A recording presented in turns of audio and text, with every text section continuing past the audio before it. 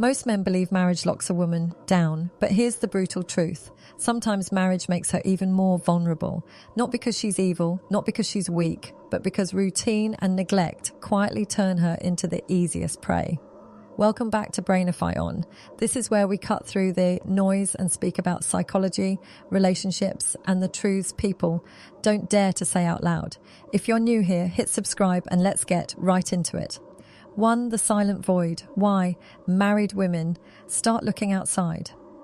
Most people think marriages end with a dramatic explosion, fights, betrayal, divorce papers slammed on a table. But in truth, most marriages don't collapse in one big moment. They die slowly in silence, like a candle that burns out without anyone noticing until the room goes dark. For women, this slow death often comes in the form of feeling invisible. In the beginning of marriage, the bond feels unbreakable. The late night conversations, the stolen kisses, in the kitchen, the feeling of being wanted. It's intoxicating. She feels chosen, seen and loved. But over time, life happens. Work schedules, kids, bills, routines, they all creep in. The passionate talks turn into logistical exchanges. Did you pay the bill? Who's picking up the kids? What's for dinner? The small spark that once made her feel alive becomes buried under responsibility. Now here's where the danger begins. A woman doesn't just crave stability, she craves recognition. She wants to feel noticed, not just as a wife or a mother, but as a woman. When that recognition disappears at home, her subconscious starts searching for it outside, even if she doesn't realize it. It doesn't always begin with something scandalous. It's often something small, almost harmless at first.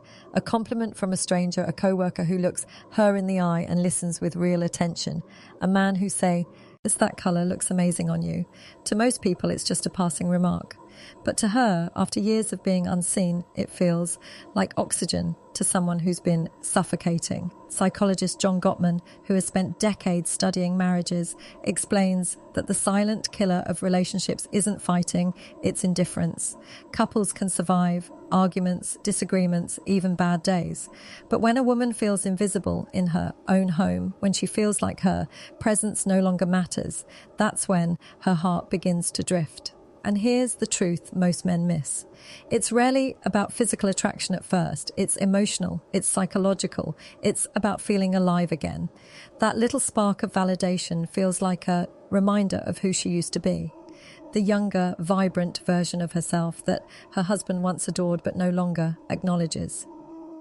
This is why some married women become easy prey, not because they're searching for another man, but because they're searching for themselves, the part of them that still wants to be desired, admired, and chosen. When another man comes along and awakens that part, even in the smallest way, it feels intoxicating. The danger is not in the man himself, it's in the void that already exists inside her. Because the truth is, people don't go looking for destruction. They stumble into it when they're starving for something they've lost. And for many married women, that hunger starts with the simple ache of not feeling seen. 2. The justification game. How the mind excuses betrayal. No woman wakes up one morning and says, "Today I'm going to betray everything I built." It doesn't happen like that. The truth is, most married women slip not with a leap, but with tiny steps, each one so small it feels harmless. That's how the mind works. It bends reality until wrong feels right. It usually begins with something she can justify. A simple conversation with a man who pays attention, a compliment she doesn't hear, at home, a text that makes her smile. At first she tells herself, "It's nothing. I'm not cheating. I'm just talking." Those words become her shield against guilt. But behind that shield, something deeper is happening. She's starting to create space in her heart where someone else can live. Psychologists call this cognitive dissonance. When your actions clash with your values, your brain works over time to bridge the gap.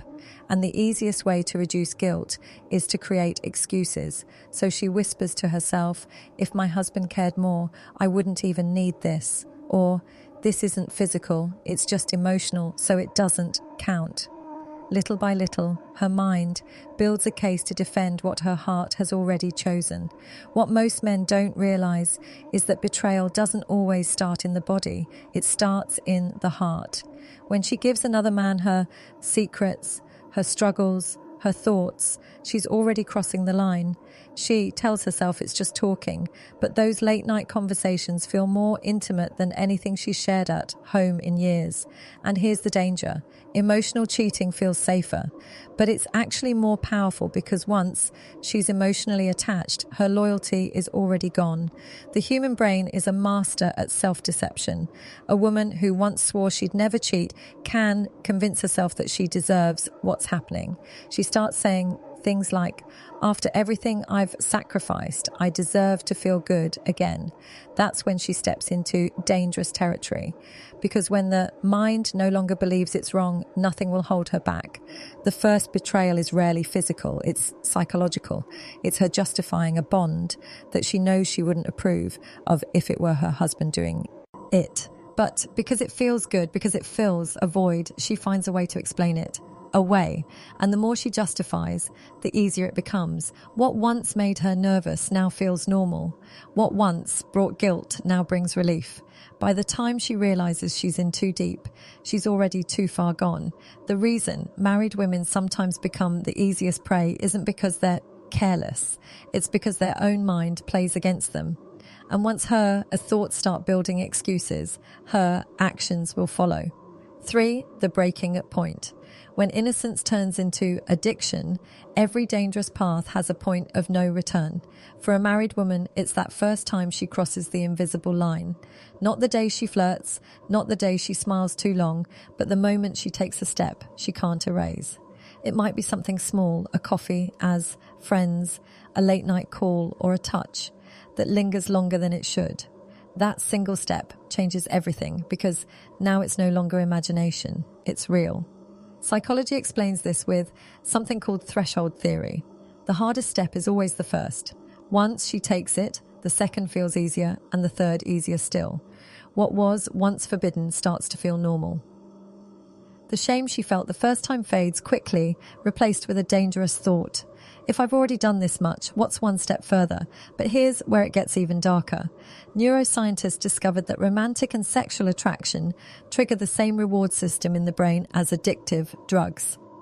That dopamine rush, the thrill of something new, becomes intoxicating. She's no longer chasing the man himself. She's chasing the high he gives her.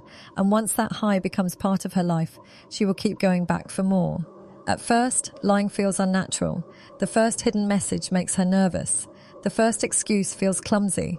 Her heart races when her husband asks, "Who are you texting?" But human beings are frighteningly adaptable. Very quickly, she learns to lie better, to delete faster, to cover her tracks so well that the guilt doesn't just fade, it disappears. And once lying feels normal, the addiction has already taken root. The marriage from the outside may look the same. She still cooks, still smiles, still performs her duties, but inside, her emotional world belongs to someone else. Her real passion, her real energy, her real intimacy, it's all directed at the new source of her dopamine rush. Most people think cheating is about lust, about physical hunger, but the truth is, it's about escape. It's about the thrill of novelty after years of repetition. It's about feeling like she has a secret world that belongs only to her. That secret becomes addictive, not just because of what it gives, but because of what it hides. By the time she realizes she's hooked, it's too late. The game is no longer a game. The addiction is real, and the marriage is already bleeding out quietly in the background. 4. The identity crisis. Losing herself in roles. Marriage often steals something women don't even notice until it's gone, their sense of self. Before marriage, she's an individual. She has her own dreams, her own identity. People see her as her. But after marriage, her identity shifts. She's no longer just a woman. She's a wife, a mum, a caretaker. And while those roles are beautiful, they can also feel suffocating. She becomes defined by what she does for others, not by who she is. She's the one holding the house together, the one sacrificing her body and time for kids, the one keeping track of every small detail of family life. Somewhere in the middle of all this, she stops being seen as her own person. She becomes invisible behind the roles. And here's the danger. When another man comes along and treats her like a woman, again, not just a caretaker, it awakens something powerful. Fool, it's not always about him. It's about the reflection she sees in his eyes. He makes her feel like the younger, freer version of herself, the one who felt attractive, desirable, and independent. That's what she's really chasing, not the man, but herself. Psychologists call this social identity loss. When a person becomes defined only by their roles, they begin searching for ways to rediscover their individuality. For married women, this search often shows up in dangerous places. That harmless attention from another man doesn't just feel flattering.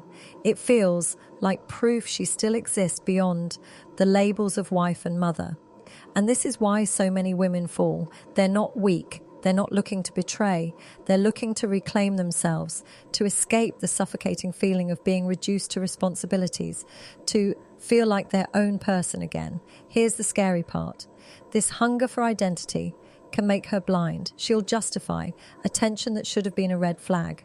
She'll entertain situations that her old self would have avoided because in those moments she feels alive again. The affair, or even the fantasy of one, becomes less about the man and more about what he represents: freedom, youth, independence, a mirror that shows her the woman she thought she lost.